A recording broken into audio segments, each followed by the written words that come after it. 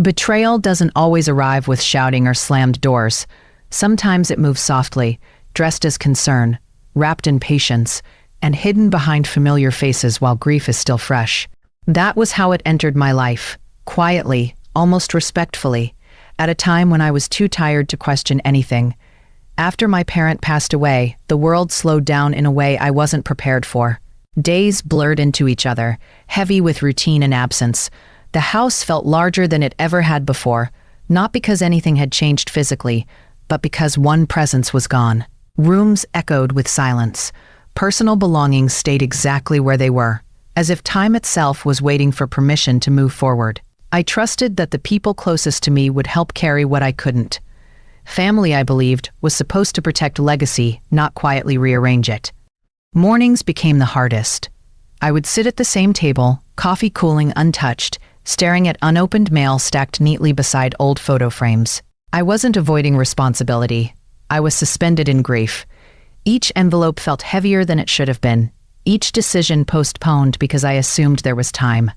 In that stillness, I relied on reassurance from relatives who told me everything was being handled, that there was no need to worry, that patience was the kindest thing I could offer myself. For most of my life, I believed fairness was an unspoken agreement in our family. Not written, not enforced, just understood. My parent had lived by that principle.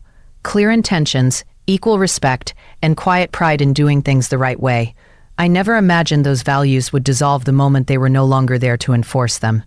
I assumed the legacy would be honored naturally, because that's what decent people did. At first, nothing seemed wrong. Updates came, though slowly. Information arrived in fragments, never urgent, never complete. I noticed small changes but dismissed them as stress or miscommunication. Phone calls grew shorter. Details were vague. Questions were answered with reassurance instead of clarity. I told myself not to read too much into it.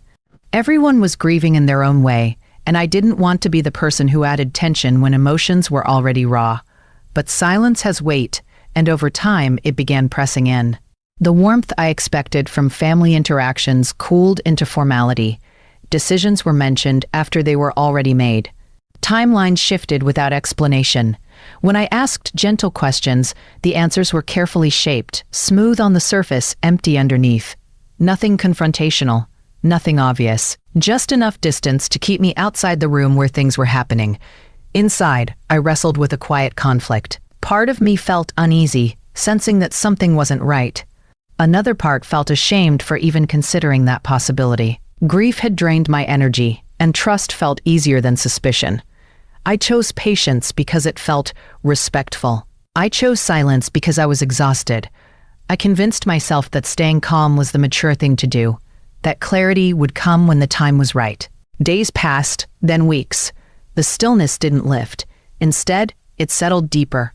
I noticed how often decisions were framed as already resolved, how often my involvement was treated as optional rather than essential. I wasn't excluded outright. I was simply bypassed. That distinction mattered because it made the betrayal harder to name. There was no argument to point to, no dramatic moment of disrespect, just a growing sense that my role was shrinking without my consent. Grief can dull instincts, but it doesn't erase them. Slowly, I began to understand that silence wasn't kindness, it was strategy. The lack of transparency wasn't accidental, it was convenient. The longer I stayed quiet, the easier it became for others to move forward, without accountability. They didn't need to lie loudly if they could simply proceed quietly. The house mirrored that realization. It remained untouched, yet something felt altered. Familiar spaces carried a new tension, as if the walls themselves knew decisions were being made elsewhere. Papers shifted positions. Conversations happened without me. I was present in name, absent in action. And for the first time, I felt something sharper than sadness begin to surface. It wasn't anger yet, it was awareness. I realized that while I had been mourning, others had been organizing. While I was honoring memory, others were managing outcomes. The trust I had placed so freely was being used as permission.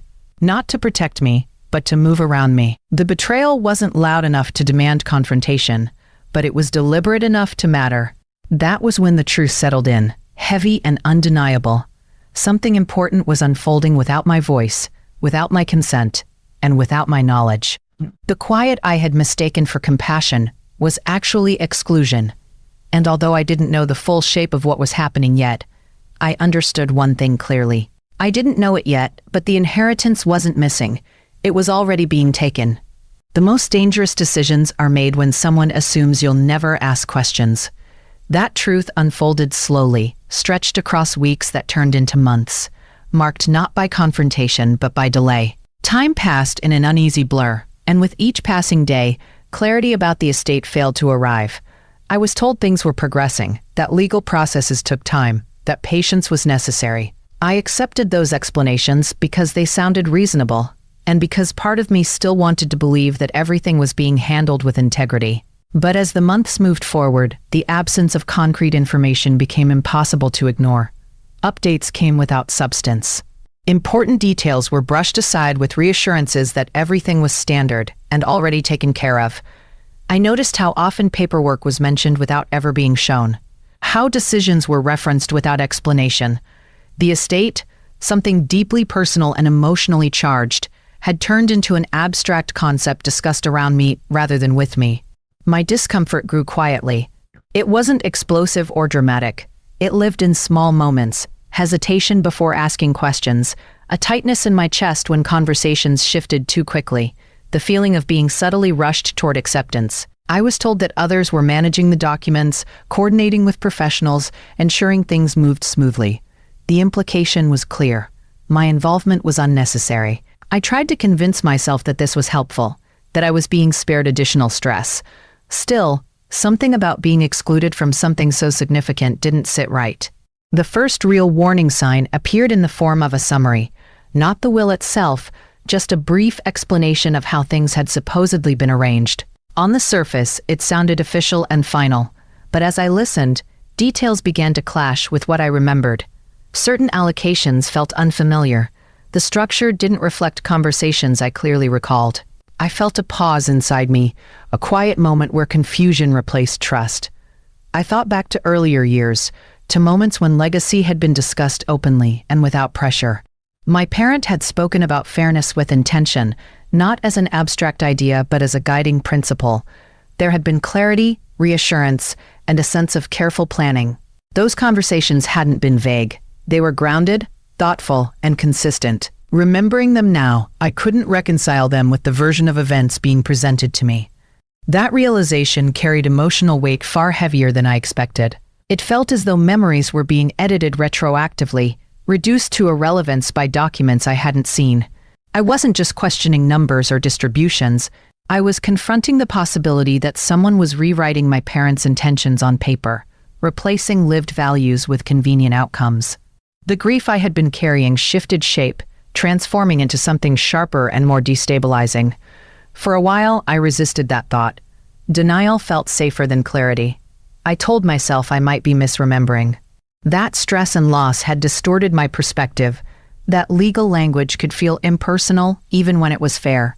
I clung to those explanations because accepting the alternative meant acknowledging betrayal, not just of me, but of someone who could no longer speak for themselves. Yet clarity has a way of pressing forward, even when it's unwelcome. Each time the summary was referenced, my unease deepened. Each time I asked for more detail and received none, suspicion grew stronger.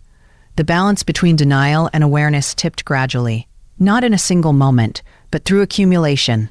Patterns formed, omissions repeated themselves, and slowly, I understood that what I was being given wasn't incomplete by accident. It was incomplete by design. I began to recognize how carefully the situation had been managed. Information flowed in one direction. Decisions were presented as settled facts. My questions were met with patience that felt performative, as if meant to discourage further inquiry. It became clear that the expectation wasn't just that I would trust the process, but that I would remain passive within it. Silence once again was being mistaken for consent. Emotionally, I stood at a crossroads, continuing as I was meant accepting a version of reality that didn't align with my memory or my instincts. Pushing further meant risking discomfort, tension, and the possibility that my fears would be confirmed. Neither path felt easy. But only one felt honest. I realized that as long as I relied on summaries and reassurances, I would always be reacting instead of understanding. The will itself had become the missing piece, the one thing no one seemed eager for me to see. That alone told me more than any explanation could. If everything truly aligned with what I remembered, transparency would have been simple. The reluctance spoke volumes. The decision to ask for the will wasn't sudden. It was the result of quiet resolve forming beneath layers of doubt and restraint. I understood that seeing it might change things permanently. It might confirm my fears or complicate relationships beyond repair. But not seeing it meant remaining in the dark, complicit in my own exclusion. So I made the choice to stop relying on what I was told and seek what was written. I decided to see the document for myself, not out of defiance, but out of necessity. I owed that much to my parent, to the truth, and to myself. What I found in those pages rewrote everything I thought I knew about my family. Some people don't steal outright. They convince themselves they deserve what was never theirs. That understanding came to me gradually, not as a shocking revelation, but as a slow unraveling of excuses that had been carefully layered to sound reasonable. Once I had seen the will, once the facts existed beyond reassurance and summaries, I began to recognize the language that had been used to keep me passive. Control hadn't been taken aggressively. It had been claimed politely, framed as necessity, disguised as burden. The justifications were always presented as practical. Someone had to step in. Someone had to manage the details. Someone had to make decisions quickly because delays were inconvenient. Responsibility became the word of choice, repeated often enough that it began to sound noble. I was told that things were being handled efficiently, that complexity required leadership, that emotions made people unreliable. The implication was subtle but clear. I was emotional, therefore incapable. They were composed, therefore entitled. Grief became the perfect tool. While I was still processing loss, decisions were rushed under the guise of urgency. Timelines were shortened, options narrowed, and alternatives dismissed. I was reminded repeatedly that this was a difficult time for everyone, that dragging things out would only make it harder. In reality, speed served a different purpose. The faster choices were made, the fewer questions could be asked. Grief dulled my resistance, and they relied on that. As I stepped back and examined the pattern, I began to see how deeply rooted this behavior was. Entitlement didn't appear overnight. It had been cultivated quietly, shaped by years of unspoken hierarchy and unresolved resentment. Certain family members had always positioned themselves closer to authority, closer to decision-making. They spoke with confidence about matters they had never been formally entrusted with. Over time, familiarity turned into assumption. Assumption hardened into expectation. There were old grievances beneath the surface, things never openly discussed but clearly influential. Perceived sacrifices, imagined slights, roles they believed they had played better or longer than anyone else. Those narratives fed a belief that they had earned more, that fairness was flexible when filtered through personal justification. What they called stepping up was actually stepping over. My own role had always been different. I supported without demanding control. I trusted without seeking leverage. I stayed involved emotionally rather than administratively, believing that care mattered more than command. That distinction, I realized, had been used against me. While I was present in moments of need, others positioned themselves in moments of authority. Support, in their eyes, did not qualify as leadership. Manipulation rarely announces itself. It hides behind phrases that sound collective, harmless, even generous. Everything was done for the good of everyone. That phrase surfaced repeatedly, as if invoking it eliminated the need for consent. Decisions weren't framed as personal gain but as necessary compromises. If I hesitated, I was made to feel as though I was disrupting harmony rather than protecting my rights. The pressure wasn't loud, but it was persistent. The more I reflected, the clearer it became that information had been filtered intentionally. Complexity was exaggerated to discourage involvement. Legal language was treated as inaccessible. I was positioned as someone who should be grateful not to deal with the stress, rather than someone entitled to transparency. It was a calculated narrowing of my role, executed with politeness and certainty. The emotional impact of that realization was heavier than anger. It was humiliation, being treated as uninformed, as peripheral, as someone whose understanding didn't matter, cut deeply. I wasn't dismissed openly. I was gently sidelined, my relevance reduced without confrontation. It made me question myself, my memory, my perception. That doubt was part of the strategy. I noticed how confidently others spoke on my behalf, how decisions were explained to me rather than discussed with me. My input was acknowledged only after conclusions were reached. When I expressed concern, it was met with reassurance instead of revision. I was told I was overthinking, that stress was influencing my judgment. Each response was designed to soften resistance, not address it. What unsettled me most was how normal this all seemed to them. There was no sense of wrongdoing, no hesitation. They believed their own narrative fully. Responsibility in their minds justified entitlement. If they were carrying the weight, they deserved the authority. If they were doing the work, they deserved the outcome. The logic was self-contained and immune to challenge. As I processed these patterns, my internal struggle shifted. Confusion gave way to clarity. I stopped asking whether misunderstandings were at play and started recognizing intent. The omissions were too consistent, the explanations too rehearsed, the boundaries too carefully drawn. This wasn't miscommunication or oversight. It was a quiet consolidation of power. I thought about how easily this could have continued if I hadn't looked closer. How often similar situations likely unfolded without resistance. Silence had protected them before. It had allowed entitlement to pass as duty, manipulation to pass as leadership. Realizing that made something inside me settle into place. This wasn't confusion. It wasn't grief-driven chaos. It was deliberate. And once I understood it was intentional, staying silent stopped being an option. Peace that requires your erasure is not peace. It's surrender. That realization didn't arrive as a dramatic turning point or a sudden burst of courage. It settled in slowly, quietly, after nights of restlessness and days spent pretending I was fine. I stood at an emotional crossroads where both options felt heavy. I could let everything go except what had been decided without me and preserve a fragile version of family peace. Or I could stand up, knowing that doing so would disrupt comfort, invite resistance, and possibly change relationships forever. For most of my life, I had been conditioned to avoid conflict. I learned early that harmony was valued more than honesty, that being agreeable was often rewarded while being firm was seen as unnecessary tension. I became skilled at staying calm, at smoothing edges, at stepping back so others could step forward. It wasn't weakness, it was survival within a family structure that praised compliance as maturity. Standing my ground had never been encouraged, it had been tolerated at best. As the weight of the situation grew, my body began responding before my mind fully caught up. Anxiety showed up first, subtle but persistent, tightness in my chest, shallow breaths, a constant sense of alertness that made rest difficult. Anger followed, not explosive, but contained, sitting just beneath the surface. Then came clarity, sharp and undeniable. The three emotions collided inside me, no longer canceling each other out, but aligning toward a single truth. Ignoring what was happening was costing me more than confronting it ever could. One evening, I sat alone and began organizing the documents I had access to. It wasn't an aggressive act. It was deliberate, careful, almost ritualistic. I laid everything out neatly, sorting papers, reviewing dates, making notes. Each document represented more than legal information. It represented agency. The act itself felt symbolic, a quiet declaration that I was no longer willing to remain passive. I wasn't reacting anymore. I was preparing. As I worked, something shifted.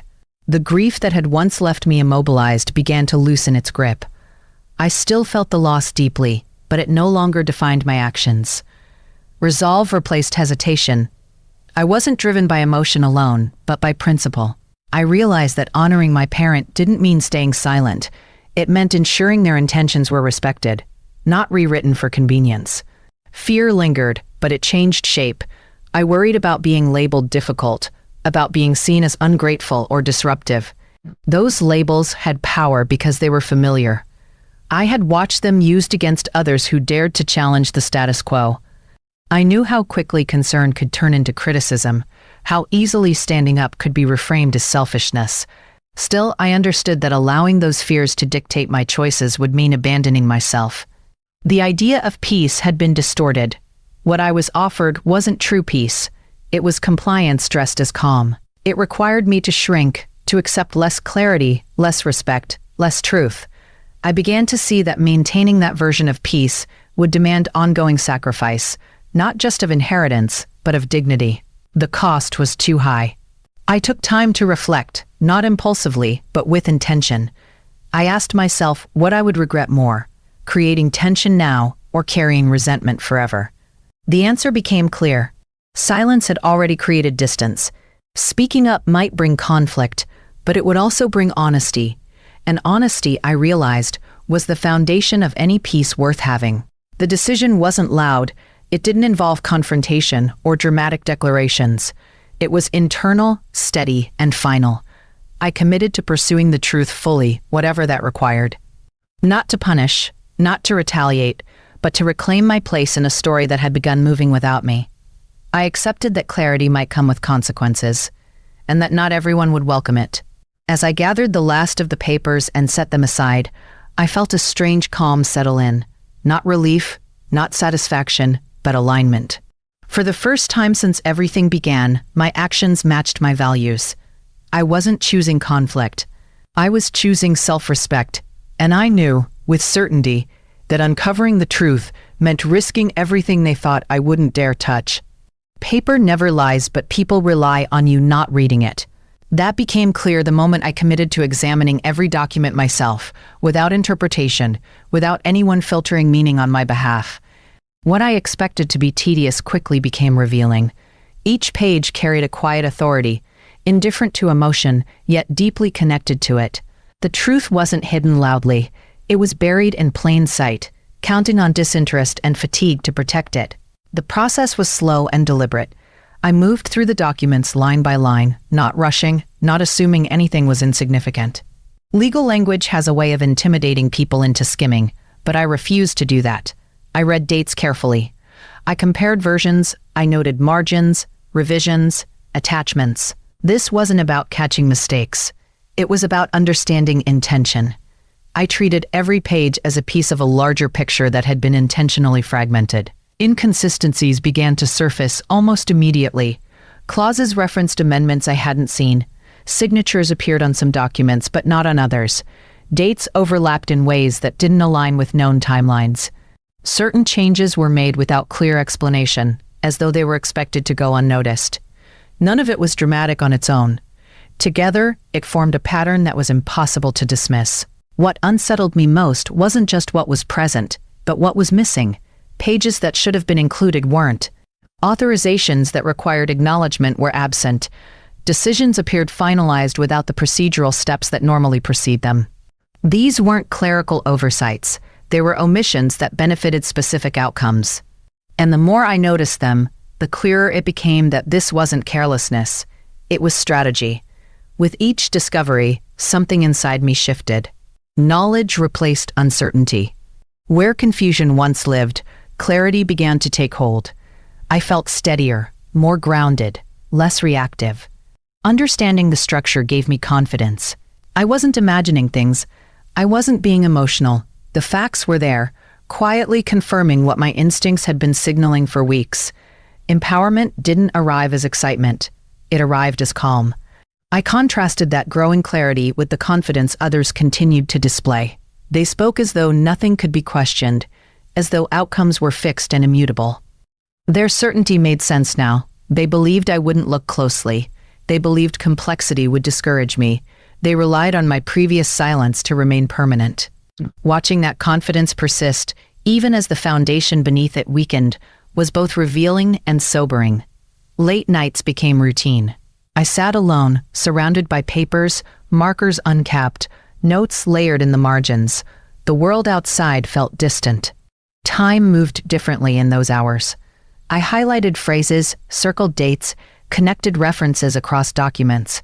Each mark felt purposeful. There was no panic, no rush, just quiet determination, fueled not by anger, but by resolve. The emotional toll of the process was heavier than I expected. Every inconsistency felt personal. Each unexplained change was a reminder that trust had been calculated, not misplaced. I wasn't just uncovering procedural flaws, I was uncovering intent.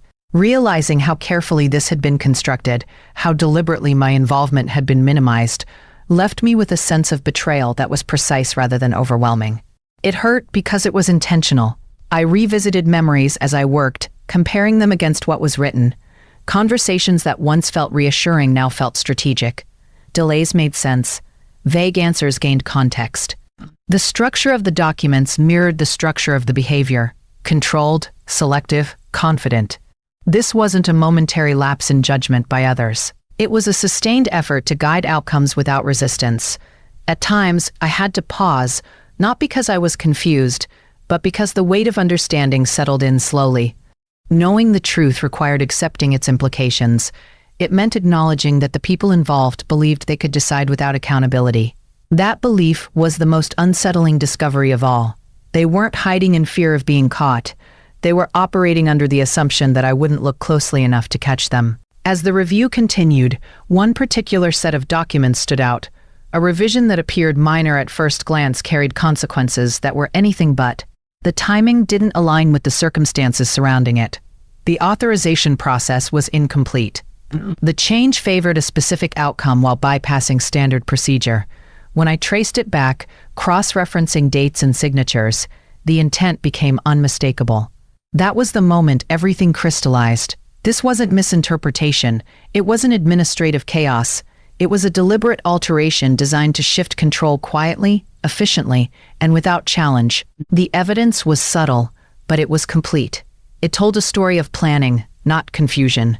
Of confidence, not oversight. I sat with that realization longer than I expected to. Not because I doubted it, but because I understood what it meant. Proof carries responsibility. Once you have it, you can't unsee it. You can't return to uncertainty. You have to choose what comes next. I gathered the documents carefully, stacking them neatly, placing them in order. The room felt different now, not tense, not heavy, resolved. I knew what I was holding, and I knew what it represented. That proof gave me a choice: confront quietly or expose everything. Secrets protect the guilty, not the grieving. That truth became unavoidable once the evidence was in my hands and the pattern was impossible to deny. At first, the instinct to handle everything quietly felt natural. I had been raised to believe that family matters stayed private, that conflict was best resolved away from view, and that dignity meant discretion. But the more I sat with what I had uncovered, the clearer it became that a private confrontation would change very little. Silence was the environment that allowed this to happen in the first place. I considered what a quiet conversation would actually achieve. At best, it would result in defensiveness. At worst, it would give them time to prepare, adjust narratives, and minimize accountability. The imbalance of information had already been used against me once. Addressing it behind closed doors would only restore that imbalance, placing control back in the hands of those who had proven they were willing to manipulate it. I didn't want explanations anymore. I wanted truth to exist without negotiation. Looking back, I recognized a familiar pattern within the family. Difficult issues were rarely addressed openly. They were softened, redirected, or buried beneath politeness. Discomfort was treated as something to avoid rather than resolve. When mistakes were made, they were excused quietly. When boundaries were crossed, they were reframed as misunderstandings. Over time, this pattern taught everyone involved that silence was safer than honesty. That culture didn't just enable small issues, it protected larger ones. What I uncovered wasn't a minor disagreement or a misstep that could be corrected with a conversation. It was a deliberate misuse of trust. Handling something like that privately would have preserved appearances while erasing accountability. I realized that the instinct to keep things quiet wasn't about protecting peace. It was about protecting people from consequences. And that distinction mattered. There was a shift that happened inside me, one that surprised even me. What began as personal hurt evolved into something broader and steadier. This stopped being only about what I had lost. It became about what was right. I wasn't driven by anger or a desire to embarrass anyone. I was driven by the need to prevent the truth from being reshaped again. Transparency became a principle, not a tactic. That didn't mean the fear disappeared. I was acutely aware of the potential backlash. Making something public meant inviting judgment, opinions, and interpretations I couldn't control. It meant risking being seen as dramatic, vindictive, or disloyal. I understood how quickly narratives could turn against the person who speaks up. especially when others have had more time to prepare their version of events. The idea of being scrutinized was unsettling, but it no longer felt paralyzing. I asked myself repeatedly what my intention was. The answer remained consistent. I wasn't seeking revenge. I wasn't trying to humiliate anyone. I wanted the truth to stand on its own, without distortion or quiet edits. Transparency wasn't about punishment. It was about restoring balance. When information is shared openly, power shifts naturally. Accountability doesn't need force when facts are visible. Dignity became my guide through that decision. I was careful not to act impulsively. Every step was measured, documented, and grounded in evidence. I resisted the urge to explain myself emotionally or defend my motives. I didn't exaggerate or speculate. I let the facts speak. That restraint wasn't weakness. It was intentional. I wanted the truth to be undeniable, not dramatic. I also thought about what silence would cost me long term. Carrying knowledge without acknowledgement has a way of turning inward. It breeds resentment, self-doubt, and isolation. I had already experienced the weight of being excluded once. I wasn't willing to repeat that pattern by hiding the truth to protect comfort. Protecting my own integrity mattered more than preserving a false sense of unity. The idea of making the will public didn't feel empowering at first. It felt heavy. It meant crossing an invisible line that I knew couldn't be uncrossed. But the more I considered it, the more it felt aligned with the values my parent had lived by. Clarity, fairness, accountability. Those principles didn't belong in private rooms. They belonged in the open. I understood that once the truth was visible, reactions would follow. Some would deny, some would deflect, some would retreat into silence. I couldn't control any of that. What I could control was whether the truth remained buried or stood where it belonged. I chose the latter, not because it was easier, but because it was necessary. Making that decision brought a strange sense of calm. Not relief, but certainty. I wasn't escalating a conflict. I was ending a cycle. The will would no longer be interpreted through selective summaries or guarded conversations. It would exist as it was, visible to everyone, unchanged by intention or excuse. Once it was out in the open, there was no way to control what came next. Truth doesn't shout. It simply stands there, unmovable. The day the will became visible to everyone didn't feel dramatic in the way confrontations usually do. There were no raised voices, no urgent explanations, no rush to justify anything. The shift happened quietly, almost imperceptibly at first, but its impact was immediate. What had once been controlled through selective access was now exposed to plain view, and that alone was enough to change everything. The moment the document was shared, the atmosphere altered. Information that had been filtered, summarized, and softened was suddenly complete. The will existed as it was, not as it had been described. Its language was clear, its structure unmistakable. There was no room left for interpretation shaped by convenience. What had been managed privately was now visible, and with that visibility came a recalibration of power. Those who had once spoken with confidence fell silent. The certainty that had defined their posture vanished almost instantly. Where explanations used to flow easily, there were now pauses. Where authority had once been assumed, there was hesitation. It wasn't denial that appeared first. It was quiet withdrawal. The absence of commentary said more than any argument could have. Confidence, it turned out, depended on obscurity. For me, the most unexpected emotion was relief. Not satisfaction, not triumph, but release. For weeks, I had carried the weight of knowing something others didn't, of seeing patterns no one acknowledged. That burden lifted the moment the truth stood on its own. I was no longer the sole keeper of uncomfortable facts. The responsibility to recognize reality was no longer mine alone. That shared awareness changed the emotional balance instantly. Accountability has a way of reshaping relationships without needing explanation. Roles shifted, conversations slowed, familiar dynamics felt suddenly outdated. People who once guided the narrative found themselves responding to it instead. Interactions became cautious, measured. The ease with which decisions had been made before was gone, replaced by a visible awareness that actions were now subject to scrutiny.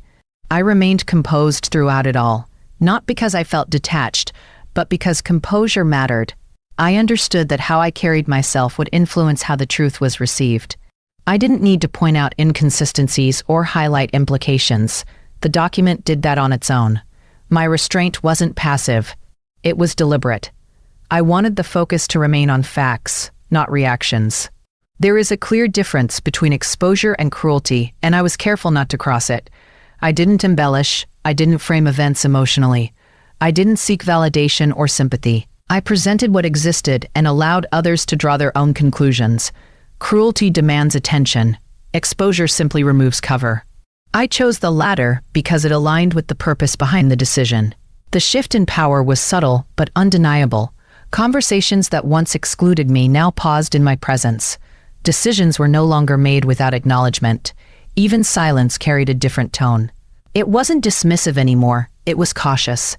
Accountability had entered the room, and with it came a new awareness of consequence. I noticed how quickly alliances adjusted. Some distanced themselves.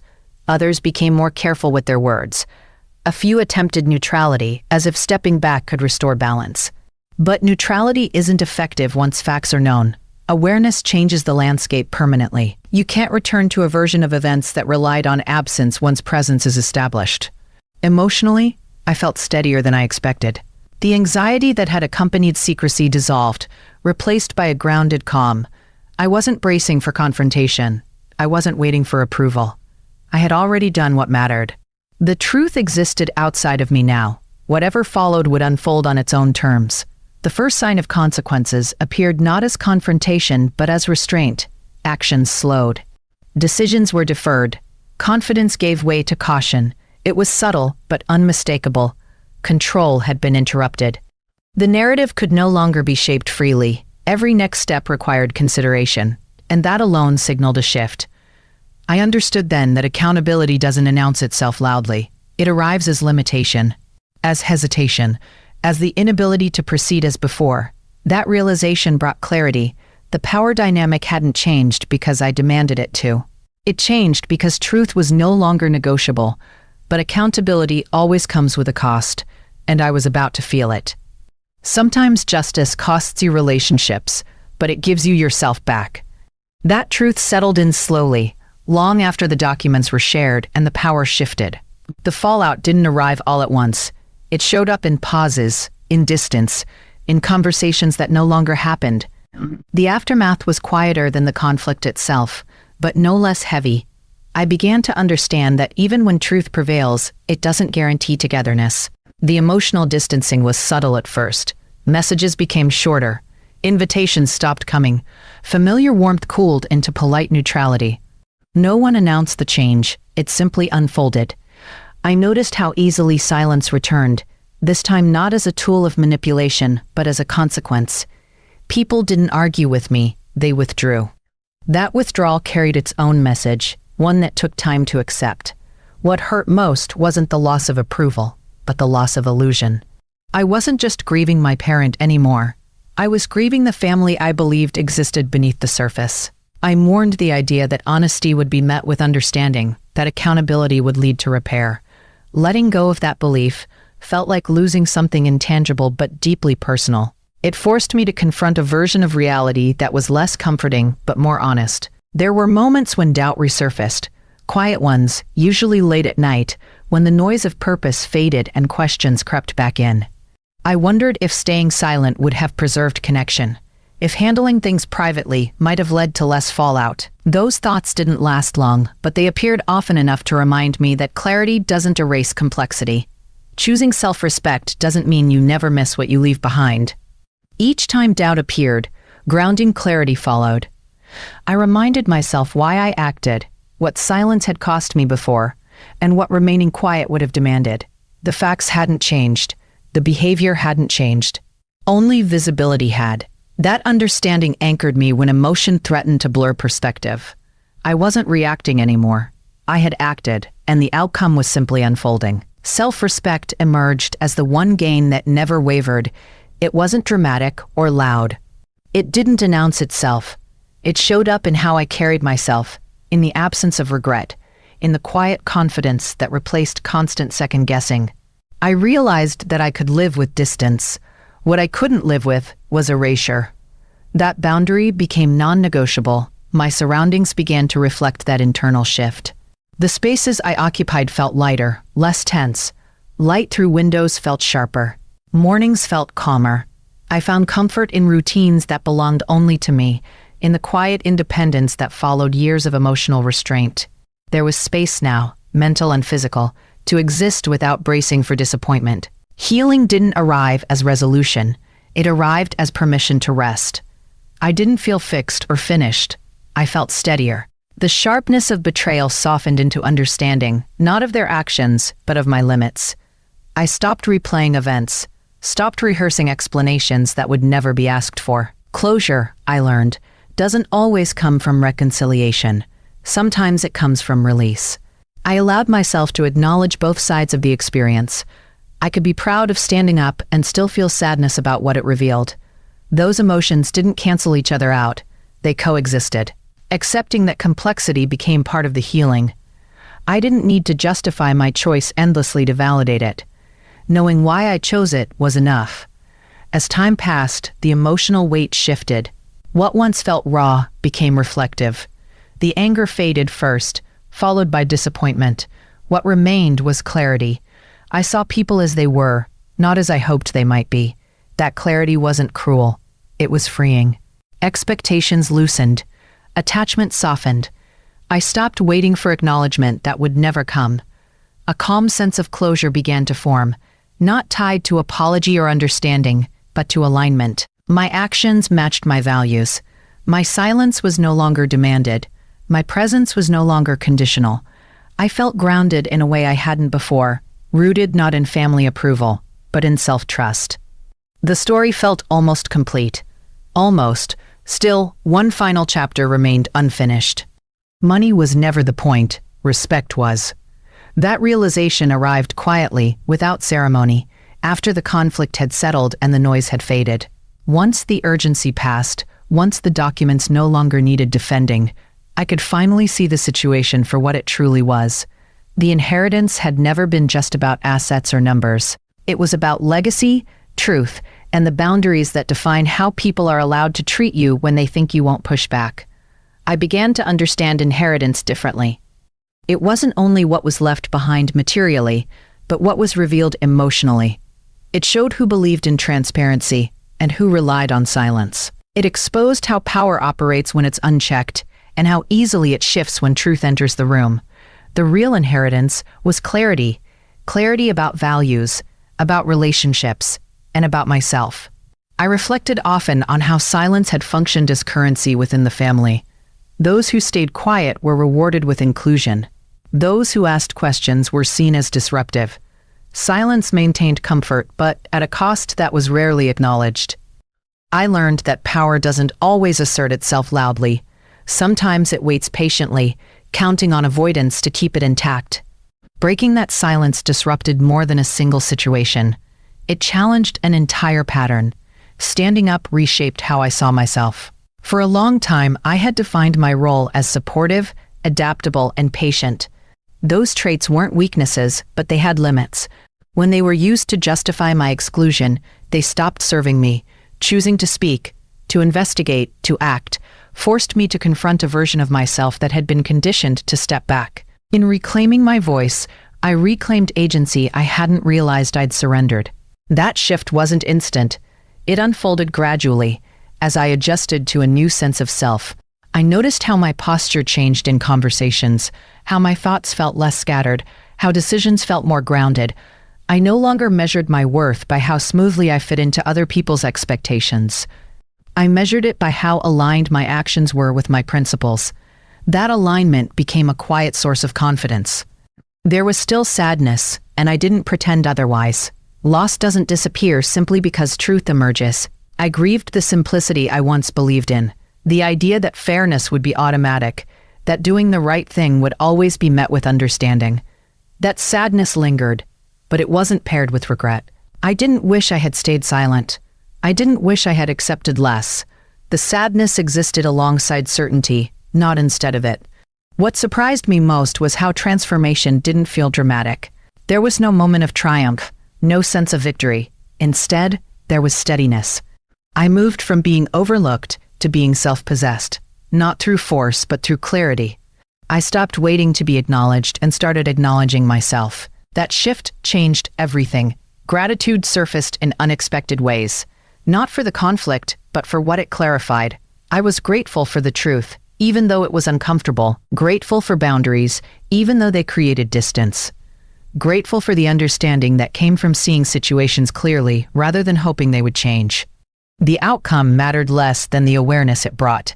I also gained a deeper respect for my parents' values. In standing up for fairness and transparency, I honored those values more fully than silence ever could. Legacy, I realized, isn't preserved by avoiding discomfort. It's preserved by upholding principles, even when doing so is difficult. That understanding gave meaning to everything that had happened, reframing it as part of a larger story rather than an isolated conflict. Acceptance didn't mean approval of what others had done. It meant letting go of the need for validation. I accepted that some people would never see the situation as I did, not because I was wrong, but because acknowledging it would require them to confront themselves. That wasn't my responsibility. My responsibility was to live in alignment with what I knew to be true. In that acceptance, something shifted again. The tension I had carried for so long eased. The constant vigilance softened. I wasn't waiting anymore, waiting for apologies, explanations, or understanding. I was present, grounded, at peace with the choices I had made and the person I had become through them. And with acceptance came something I hadn't felt in years. I didn't win by taking something back. I won by refusing to be erased. That understanding framed everything that came after the resolution, not as an ending filled with celebration, but as a quiet return to myself. Life didn't suddenly become easier or lighter in obvious ways. Instead, it became steadier. The chaos receded, the constant vigilance faded. What replaced it wasn't excitement, but calm, and that calm felt earned. The days that followed were noticeably quieter, not empty, but uncluttered. There were no more sudden updates to brace for, no undercurrents of tension to decode. My thoughts settled into a rhythm that felt natural again. I moved through mornings without rehearsing conversations. That would never happen. I slept without waking up to the weight of unresolved questions. Freedom, I realized, often announces itself through silence. With distance came reflection. I saw how much I had grown without realizing it. The person I was at the beginning of this journey relied heavily on harmony for validation. I measured my worth by how smoothly things appeared from the outside. The person I became learned to value internal alignment more than external approval. Emotional independence didn't mean isolation, it meant stability that didn't depend on permission. I noticed how my reactions changed. Situations that once would have unsettled me now passed without disruption. I no longer felt the need to explain myself repeatedly or soften truths to make them easier for others to accept. That shift wasn't born from bitterness. It came from clarity. Knowing where I stood allowed me to stand there comfortably, without defensiveness or apology. Boundaries emerged as the most enduring inheritance of all, not written, not signed, but firmly established. They guided how I engaged, what I accepted, and where I chose to invest my energy. These boundaries weren't walls, they were definitions. They clarified what respect looked like and what it didn't. They ensured that my presence in any space was voluntary, not assumed. Symbolic closure arrived in small, meaningful acts. Papers were filed carefully, no longer revisited. Keys were returned, not with resentment, but with finality. I stood one afternoon near a window, light filtering in softly, and felt something settle. The past no longer felt unresolved, it felt complete. Not because everything had been repaired, but because nothing remained unspoken within me. Peace followed a different path than I once expected. It didn't come through reconciliation or shared understanding. It came through acceptance. I accepted that not every story ends with mutual clarity. Some end with separation, and that doesn't make them failures. It makes them honest. I stopped waiting for others to acknowledge what had happened.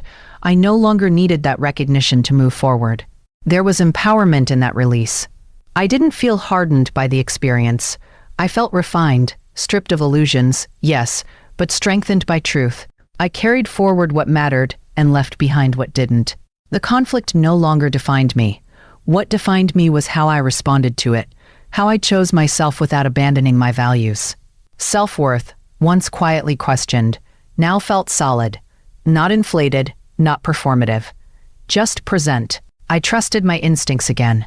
I respected my own perspective. I understood that dignity isn't something others grant you, it's something you protect. Walking away wasn't retreat, it was resolution. I began to see the future not as something to brace for, but something to step into. New routines formed, new priorities took shape. I invested time where it felt mutual and meaningful. I let go of the need to correct misunderstandings that were never truly misunderstandings at all. Energy once spent managing discomfort returned to me. Looking back, I didn't wish the journey had been easier. I wished only that I had trusted myself sooner. Still, I understood that timing matters. Growth doesn't rush. It arrives when you're ready to receive it. And I was ready when it mattered most. The story didn't conclude with restored relationships or shared closure. It concluded with self-respect intact, with boundaries honored, with truth acknowledged, even if quietly. That was enough, more than enough. Some stories don't end with applause, just the deep relief of knowing you chose yourself. This story was never about winning or losing. It was about refusing to disappear quietly. What was taken revealed far more than what was left behind, and in that truth, I found clarity I didn't know I needed. Some lessons arrive wrapped in loss, but they leave you stronger, steadier, and awake. I didn't walk away empty-handed. I walked away aware. And sometimes that awareness is the greatest inheritance of all, because once you claim it, no one can take it from you again. If this story made you pause, rethink family, or see silence differently, let it keep moving beyond this screen. Someone else needs this perspective more than you realize, and you might already know who. Stories like this only grow when thoughtful people stay close and keep the conversation alive. Before you go, where are you watching from right now, and what part of the world is hearing this story with you?